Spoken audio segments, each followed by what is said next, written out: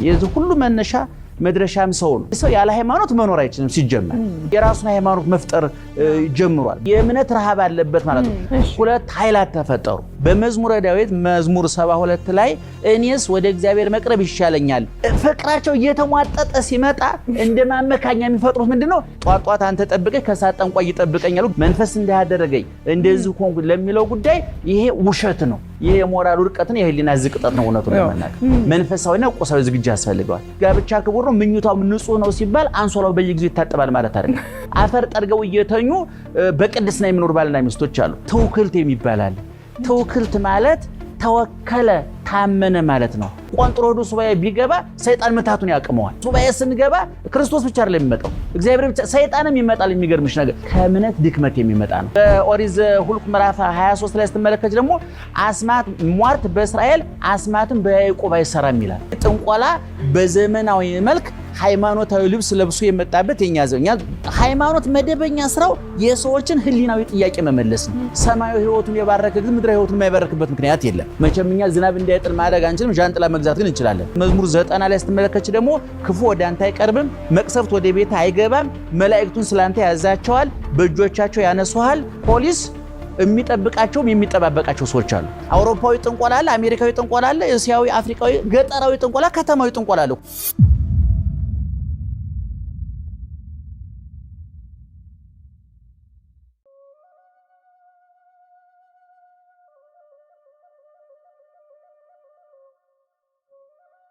የሰው ግን እንደምታውቂው የስነ ልቡናው፣ ፍልስፍናው፣ ሳይንሱ፣ ቴክኖሎጂው፣ ስነ ጽሁፉ፣ ኪነ ጥበቡ፣ ሃይማኖቱ እንግዲህ ሰው ላይ ነው የሚወርዱበት። እንደምታውቂ የዚህ ሁሉ መነሻ መድረሻም ሰው ነው። ከምግብ ከልብስና ከመጠለያ ውጭ ያሉ አሁን የዘረዘርኳቸው ነገሮች በጠቅላላ ዓላማቸው ምንድነው ሲባል የሰውን አስተሳሰብ መጥረብ ነው፣ መሞረድ ነው፣ ማስተካከል ነው፣ መጥረግ ነው። የሰው ልጅ የረካ የተደሰተ ለራሱ በውስጥ በውጭ ለሰው በረከቱ ነው እንዲኖር ሰብናውን አክብሮ ለፈጣሪውም ለሰውም በረከቱ ነው እንዲኖር ለማድረግ እነዚህ ከላይ የጠቀስናቸው ነገሮች በጠቅላላ አስተዋጽኦ አላቸው። እንግዲህ ሰው ያለ ሃይማኖት መኖር አይችልም። ሲጀመር እንግዲህ ከጥንት ጀምሮ የሰው ልጅ እግዚአብሔርን እንዳመልክ አንድ አምላክ እንዳመልክ ታዞ በዛ መሰረት ሲመራ ከዛ በኋላ ደግሞ እንደገና ከፈጣሪ ተለይቶ ከፈጣሪ ተለየ ማለት ግን ያለ ሃይማኖት እየኖረ ነው ተብሎ ሊተረጎም አይገባም። የራሱን ሃይማኖት መፍጠር ጀምሯል። በእሳቱ፣ በነፋሱ፣ በውሃው፣ በፀሐይ፣ በጨረቃ፣ በከዋክብት፣ በእባብ፣ በፈረስ፣ በአህያም ቅርጽ የተሰሩ ጣዖቶችን በእስያ ብትዩ፣ በአፍሪካ ብትዩ፣ በእኛም ሀገር ብትዩ ሲያመልክ ኑሯል። ይሄ የሚያሳየው ምንድነው? የሰው ልጅ አይነቱ ምንም ይሁን ምን ያለ ሃይማኖት መኖር አይችልም። ለምሳሌ ፀሐይን ሲያመልክ ፀሐይ ታቃጥላለች፣ በጣም ሩቅ ናት። ስለዚህ ከኔ ስለራቀች ይሄን ስላሟላችልኝ ላመልካት ይገባኛል ብሎ የተነሳበት ጊዜ ነበር።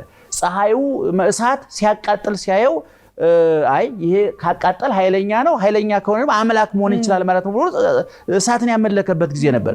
ውሃው ጎርፍ ሲመጣ ባህሩ ሲናወጥ ሲመለከት የለም ይሄ በጣም ኃይለኛ ፍጥረት እሳት ነው ብሎ ሰማን ውሃ ነው ውሃን ያመለከ ነበር። እንግዲህ በየጊዜው ይሄ ማለት ምን ውስጡ ረሃብ አለበት ማለት ነው። የእምነት ረሃብ አለበት ማለት ነው። እንግዲህ ይሄ ረሃብ እንደምታውቂው ሰው ርቦታል ማለት ተመጣጣኝ ምግብ አግኝቷል ማለት አይደለም። እንግዲህ ህፃናት ዳቦ ማቅረብ ካልቻልሽ አፈር ሊበሉ ይችላሉ። ቆሻሻ ነገር ሊበሉ የሚያስፈልጋቸውን ምግብ ካላቀረብሽላቸው መጥፎ ነገር ሊበሉ ነፍስ አምልኮት ትፈልጋለች፣ እምነት ትፈልጋለች። ለዚህ ለነፍስ የሚገባትን እምነትና አምልኮት ማቅረብ ደግሞ የሰው ስራ ነው። ይሄ በብዛት የተሳካበትም ጊዜ ነበረ፣ ያልተሳካበትም ጊዜ ነበረ። በዚህ መካከል ምን ተፈጠረ? ሁለት ኃይላት ተፈጠሩ። እንግዲህ አንደኛ ፈጣሪ አለ፣ አምላክ አለ፣ ረቂቅ አምላክ አለ፣ ሰማይና ምድርን የፈጠረ ሁሉን ማድረግ የሚችል ሁሉ በሱ የሆነ ያለሱ ምንም ያልሆነ አምላክ አለ ብሎ የሚያምን አንድ ወገን ተፈጣለ። ሁለተኛ ደግሞ ሰይጣን የምንለው ከክብሩ የተዋረደ ክፋት ብቻ የሚሰራ 100% ክፋት ብቻ የሚስማማው ሰይጣን የሚባል ለሰው የማይተኛ የማያንቀላፋ ሰው መጉዳት ሰው ማሳዘን የዕለት ከዕለት ስራው የሆነ ደግሞ ሰይጣን የሚባል ሌላ ወገን አለ። እንደውም በመጽሐፈ ሄኖክ ላይ ስትመለከቺ ሰይጣን ለሰው ልጅ ለግማሹ ሞራ እየገለጠ ማንበብ መድኃኒት መቀመም ሟርት መተት ይሄ ለሰው ልጆች ያስተማረ ሰይጣን ነው ይላል መጽሐፍ ቅዱስ ላይ ከዚህ ስታየው ምንድነው እኔ ሰይጣን ስራ አይሰራም ብለን መዝጋት አንችልም ሰይጣን ሰዎችን ለመጉዳት ብዙ ነገር ሲያደርግ እንመለከታለን ነገር ግን የሰይጣን ስራ ሐሰት ነው ውሸት ነው ድንጋዩን ወርቅ አስመስሎ ማሳየት ይችላል ወርቅ ማድረግ አይችልም የእውነት አምላክ ነው እግዚአብሔር እንደምታውቀው ዳቦ እግዚአብሔር ድንጋዩን ዳቦ ሲያደርግ ዳቦ ነው የሚበላ ዳቦ ነው ሰይጣን ድንጋዩን ዳቦ ሲያደርግ ግን አፍሽ ሲገባ ነው ዳቦ የሚመስለው እንጂ አፍሽ ሲገባ ድንጋይ ነው ጥርስ የሚሰብር ነው ስለዚህ ምትሃት ከጥንትም የነበር አሁን እንግዲህ መረሳት የሌለበት ሰይጣን የሚባል በተለያየ ስም የሚጠራ በባብ ስም የተጠራ በዘንዶ ስም የተጠራ አሳሳች የወንድሞች ከሳሽ ደም አፍሳሽ የተባለ ሰይጣን የሚባል የፈጣሪ ተቃራኒ እንዳለ ተስማምተናል ይሄ ብዙ ጊዜ ሰይጣን ይሄን ይሰራ ብለን እናምናለን አሁን እየሆነ ባለው ግን አሁን በሰይጣን በራሱ ስም እየመጡ ሌሎች ስተቶቻቸውን ከነሱ ስንፍና ከነሱ ስተት እነሱ ማድረግ ሲገባቸው ባለማድረጋቸው መናገር ሲገባቸው ባለመናገራቸው የተፈጸሙት ነገሮች ሁሉ በሰይጣን ያመካኛሉ ለምሳሌ አንድ ወንድ ተስማምተው ተፋቅረው ተዋደው ተጋቡ ባልና ሚስት አሁን ሰዎች አንቺ የስነ ልቦና ታውቂዋለሽ የውስጥ ችግራቸውን ማሸጊያ ይፈልጋሉ ወይንም ማመካኛ ይፈልጋሉ እንግዲህ ለምሳሌ የሚገርምሽ ነገር አንድ ሁለት እምነት ያላቸው ሰዎች ፍቅር ይዛቸውና ተግባብተው ወደ ጋብቻ ይመጣሉ ኋላ ፍቅራቸው እየተሟጠጠ ሲመጣ እንደማመካኛ የሚፈጥሩት ምንድነው እምነት ያንገበገበኝ ነው ብዙዎቹ ሲመለከቱ ነው አሁን ይሄ ግን በትክክል ጥናት ቢደረግ በፊት የነበረው ፍቅር እየተሟጠጠ ስለመጣ ወደ እምነታችን እንመለሳለን ሰዎች በተቁጭልን ብናስተምራቸው ብንወያይ መጀመሪያም የነበረው ፍቅር ከላይ የተቀባ ቅባት እንጂ ከልብ የፈለቀ ቁም ነገር አልነበረም ስለዚህ እኔ አሁንም ቢሆን በእምነት አካባቢ መንፈስ እንዳያደረገኝ እንደዚህ ሆንኩ ለሚለው ጉዳይ ይሄ ውሸት ነው በትክክል ንግዱን መነገር ሲያቀተው በዝዳዙ ላይ በትክክል የራሱን ግዴታ መወጣት ሲያቀተው መብቱን ብቻ እየጠየቀ ግዴታ መወጣት ሲያቀተው በሰይጣን በመንፈስ ማመካኘት ይሄ የሞራል ውድቀትን የህሊና ዝቅጠት ነው እውነቱን ለመናገር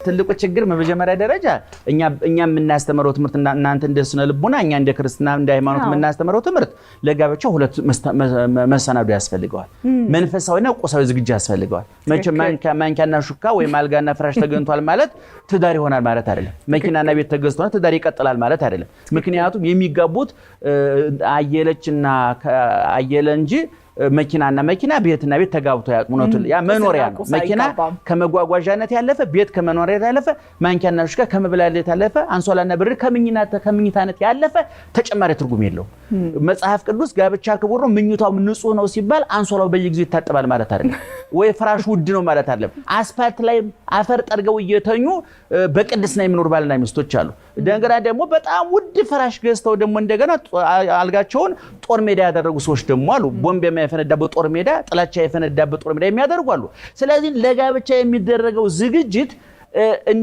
እንደ ሰው ቁሳዊ ዝግጅት ያስፈልጋል መቼም ተጋብተው ምናኔ ሩነሶች ልጅ ወለዳል ኑሮ ይመሰረታል ዳቦ ምግብ ልብስ መጠለያ ያስፈልጋል እንደውም አሁን ከዛ ባሻገር ደግሞ ብዙ ትዳሮች እየተበጠበጡ ያሉት ደግሞ ኢኮኖሚያዊ ችግር ነው ብር ስለቸገር ነው የተጣላ ነው ብሎ ስለሚያፍሩ ሌላ ነገር መቀባት ማሸጊያ ይፈልጋሉ እንጂ አንድ ሰው ተገልጦልኛል ለማለት በመጀመሪያ ደረጃው ምንድነው በሃይማኖቱ መጀመሪያ ያለ ማዕከላዊ ያለ ፍጹም አለ እንደው ዝም ብሎ ለምሳሌ አሁን ሱባኤ ህጅ አንድ ሰው ብድግ ብሎ እንትና ተሆነኛለች አትሆነኝም ብሎ ሱባኤ ሊሄድ ይችላል ይሄ ሰውዬ የት እንደነበረ ምን እየሰራ እንደነበረ የሚያውቀው አምላክ ጋር ነው የሚሄደው ለምሳሌ ይሄ ሰው ወንጀል ሲሰራ ኖሮ እስከዛሬ ሳይጾም ሳይጸልይ ከፈጣሪ ጋር ሳይገናኝ ኖሮ ለሱ ትዳር ብቻችን ቆንጥሮ ሄዶ ሱባኤ ቢገባ ሰይጣን ምታቱን ያቀመዋል ሰይጣን መደገራችን ላይ ምታት ይናገራል ሰይጣን ለምሳሌ ገዳም ከገባ በኋላ አይ እገሊት እንጂ ገሊት አትሆንም ብሎ ሰይጣን ሊነግረው ይችላል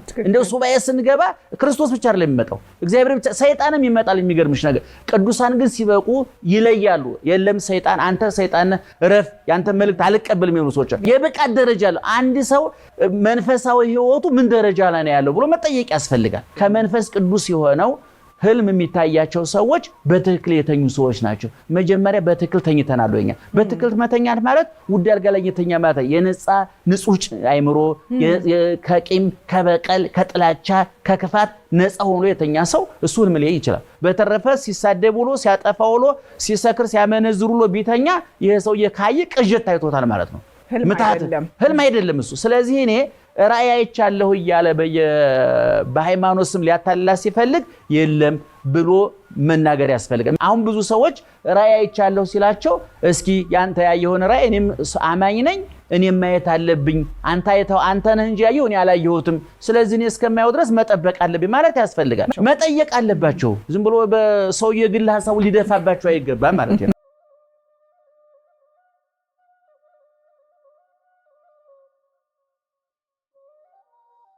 ይሄ ከምን የሚመጣ መሰለ ከእምነት ድክመት የሚመጣ ነው ወይም ከመንፈሳዊ ብርታት እጥረት የሚመጣ ነው። እንግዲህ እናንተ ጋር የሚመጣው ሙስሊሙም ፕሮቴስታንቱም ኦርቶዶክሱም የሚመጣው ሙስሊም ከሆነ ቁርአን አለው ወይም ደግሞ ክርስቲያን ከሆነ መጽሐፍ ቅዱስ አለው።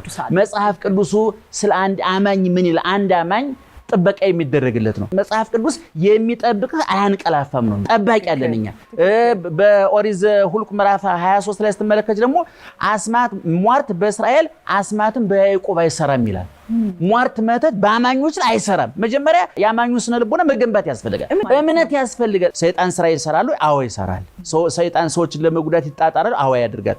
አሁን በእኛ ዘመን ግን እየሆነ ያለው ልክ እግዚአብሔር በስሜ ይመጣሉ ብሎ እንደተናገረ ሁሉ አሁን ደግሞ በሰይጣን ስም የሚያጭበረብሩ ደግሞ ውሸታሞች መጥተዋል። ደግሞ እውነቱን ለመናገር ግለሰብ ቢጠሩ አየኔ አይደለም የገሌ ነው ገሌ የሚባለው ሰውዬ ይመጣል።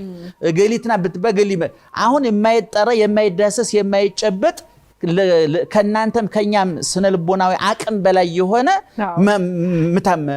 መተት ነው የሚጠ በነገራችን ላይ መተት ማለት ምታት ማለት ነው። የማይጨበጥ የማይዳሰስ የማይታይ ማለት ነው። አስማት ማለት ደግሞ ስሞች ማለት ነው። አሁን ስም ያለው ሲበዛ ስሞች ይሆናል በአማርኛ አይደለም። በግዕዝ ደግሞ አስማት ይሆናል።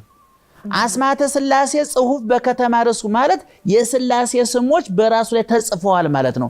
በኋላ ግን ሰው አስማት ወደ ምን እየመጣ የሰይጣንን ስም እየጠሩ ህቡ ስም ያሉ ያን ስሞች እየጠሩ ማሟረስ ሲጀምሩ አስማት የሚለው ለመጥፎ ነገሩ ገሌ አስማት ኔም ያለው ሲበዛ እንዴት ነው አንቺ እንደዛ እንደማለት እኮ ነው። ስም ማለት ኔም ማለት አይደለም። ኔም ስታያቸዋለሽ ሲበዛ አይደለም። ልክ ስም ሲበዛ ደግሞ አስማት ነው በግዕዝ ወይ በአማርኛ ደግሞ ስሞች ማለት ለበጎ ሲሆን ግን አስማተ መላእክት አስማተ ሥላሴ ይባላል። የሥላሴ ስሞች የመላእክት ስሞች ማለት ነው። ለበጎ ስናደርገው ማለት ነው። የሰይጣን ጠባይ ወርቅ ሰጡ ድንጋይ ሰጡ ወርቅ መቀበል ነው ጠባዩ ነው። ስለዚህ ሰዎች እያሳበቡ ነው ለኃጢአታቸው ምክንያት ፈጠራ ነው። እኔ በእውነቱ እኔ ጥንቆላ በዘመናዊ መልክ ሃይማኖታዊ ልብስ ለብሶ የመጣበት የኛ ጥንቆላ እናቃለን። ድሮም ጥንቆላ ነበረ። አውሮፓዊ ጥንቆላ አለ፣ አሜሪካዊ ጥንቆላ አለ፣ እስያዊ፣ አፍሪካዊ፣ ገጠራዊ ጥንቆላ፣ ከተማዊ ጥንቆላ አለ እኮ ምን ይሄ ምን ትንቆ በታሪክም ሰዎች ጥንቆላ ጠንቋይ ቤት ሲሄዱ እናቃለን። ሽጉጥ ጥይት የማያስመታ ስጠኝ መንግስቴን የሚያጸና ሰራዊቴን የሚያበዛ ሀብቴን የሚያበዛ ትዳሬ በተለያየ መንገድ ሰዎች ጠንቋይ ቤት ይሄዳሉ። ድሮ ግን ጥንቆላ ከእምነት ጋራ ተቃራኒ ሆኖ ነበር እስከዛሬ የምናውቀው። አሁን ግን ያ ጥንቆላ መልኩን ቀይሮ በሃይማኖት ልባስ በክርስትና ልባስ ወይም በሌላ እምነት ልባስ ወደ እምነት ተቋማት ገብቷል ብዬ አምናለሁ። የሰዎችን ቁሳዊ ጥያቄ መመለስ የሃይማኖት ስራ አይደለም። የሃይማኖት መደበኛ ስራው የሰዎችን ህሊናዊ ጥያቄ መመለስ ነው። ነፍሳዊ ጥያቄ መመለስ ነው። ስጋዊ ጥያቄን መመለስ ሁለተኛ ስራው ነው። ለምሳሌ እኛ የምናስተምረው ሰውየው ገነት መንግስተ ሰማያት እንዲገባ እንጂ ኮንዶሚኒየም እንዲደርሰው ሪል ስቴት እንዲደርሰው አይደለም። ነገር ግን ይሄ ሰውዬ እጸድቃለሁ ብሎ ከተረጋጋ ከመስገብገብ ካቆመ ሰማያዊ ህይወቱን የባረከ ግን ምድራዊ ህይወቱን የማይባረክበት ምክንያት የለም። ወይም ያለኝ ይበቃኛል ብሎ እንዲኖር የሚያደርግ ልቦና ይሰጣል ብለን ደግሞ እናምናለን።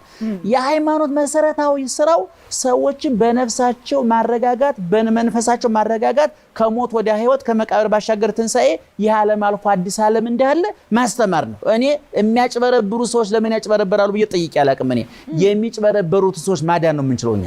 መቼም እኛ ዝናብ እንዳይጥል ማድረግ አንችልም፣ ዣንጥላ መግዛት ግን እንችላለን። ሙቀት ለምን መጣ ብለን መሟገት አንችልም፣ ሙቀት ማቀዝቀዣ ሰዎች ለምን አጭበረበሩ ብለን አናውቅም። ምክንያቱም በዚህ በእኛ ዘመን የኢኮኖሚው ግሽበት የኢኮኖሚው ውድቀት ሰዎችን ለይሉኝታ ቢስነት ዳርጓቸዋል።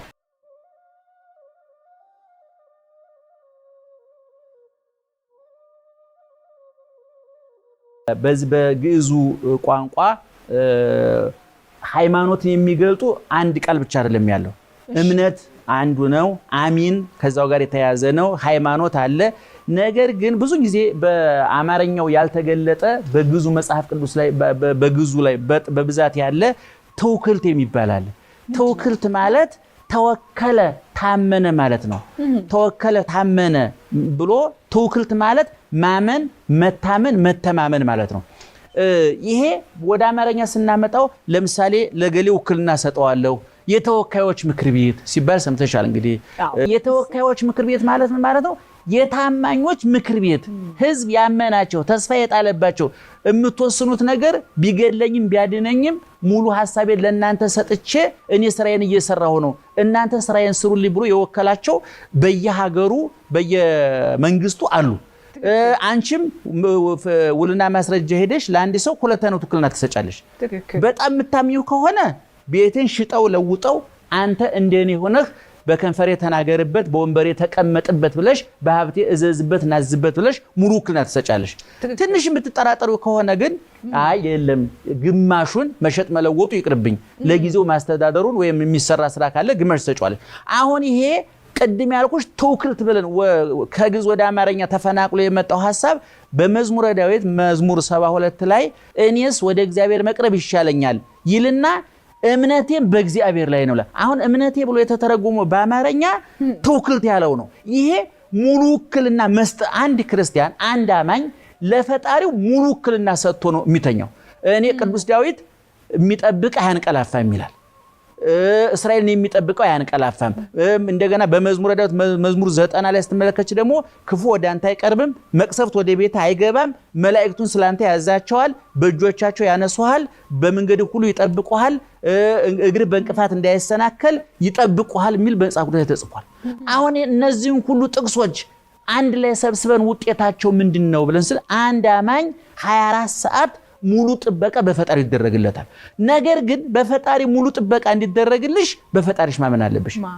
ፖሊስ የሚጠብቃቸውም የሚጠባበቃቸው ሰዎች አሉ። ጤነኞቹን ይጠብቃቸዋል፣ ሌቦቹን ይጠባበቃቸዋል።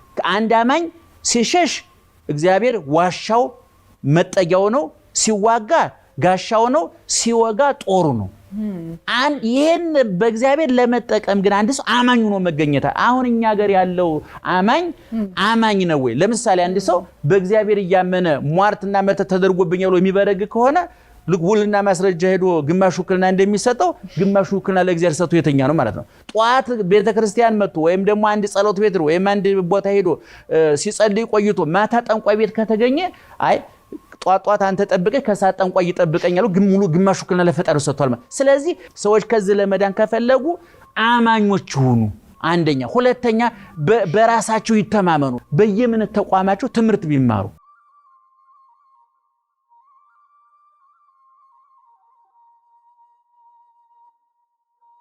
በመጀመሪያ ደረጃ ዓለም ላይ ያሉት ሁለት ነገሮች እውነትና ሐሰት ጎን ለጎን የሚሄዱት። በእግዚአብሔር የሚያምኑ ሰዎች ልበ ሙሉ ናቸው። ስለዚህ እኔ የሚቀርቧቸው መምህራን የሚቀርቧቸው አባቶች በእስልምናም በፕሮቴስታንት አንድ ፓስተር ወይም አንድ ካህን ከገንዘብ ጋር ግንኙነት ያለው ጉዳይ እንዲያወራ አይፈቀድለትም። እኔ የሄድኩት የነፍሴን ጉዳይ እንዳስተዳድርልኝ የቤቴን ጉዳይ ማን ያመራዋለሁ? እኔ መጥቼ አንቺም ቤትሽን ሽጪ ስልሽ ለምን ደው መሸጠው ብለሽ አትጠይቂም? እንዴ አንቺ አንዳንዴ አምፖሉ ይጠለጠልና የተቃጠለ አምፖል በነገራችን የተሰቀለ አምፖል ስታይ አንቺ ስታው አምፖሉ አለ አይደለም? ግን የተቃጠለ ሊሆን ይችላል። ትክክል። መቃጠሉን የምታወቂው አውርደሽ እንደዛ አርገሽ ማየት ሲኖርብሽ ነው እንጂ በርቀት አምፖል አለ ብለሽ ከደመደሽ በተቃጠለ አምፖል ጨለማው። እኔ ገለባውን አልፎ ፍሬውን ማየት ያስፈልጋል። አንድ በቤተ ክርስቲያን ስም እኔ መነኩሴ ነኝ፣ እኔ አጥማቂ ነኝ፣ እኔ እንደዚህ ነኝ ብሎ ቤትሽን ሽጪ ለውጪ ይሄን ብሎሽ ብትጭበረበሪ ሐዋርያው ቅዱስ ጳውሎስ እኮ ገላትያ ላይ እኮ አንድ ሰው አማኝ ሲሆን የሚያሳያቸው ምልክቶች አሉ። አንድ ሰው መምህር ሲሆን የሚያሳየው ምልክት አለ። ገንዘብ የሚንቅ፣ ገንዘብ የሚጠላ፣ ሰውን የሚያጽናና፣ የሰውየውን ኪሱን ሳይሆን ነፍሱን የሚቆጣጠር፣ የሰውየውን ገንዘቡን ሳይሆን ግንዛቤን የሚያሳድግ፣ የሰውየውን ቤቱን ሳይሆን ልቡናውን የሚቆጣጠር ነው መምህር የሚባለው እንጂ እንደዚህ አይነት አጭበርባሪዎች ሲመጡ ህዝቡ ሊያውቅባቸው፣ ሊነቃባቸው፣ ሊጠነቀቅባቸው ይገባል ማለት ነው።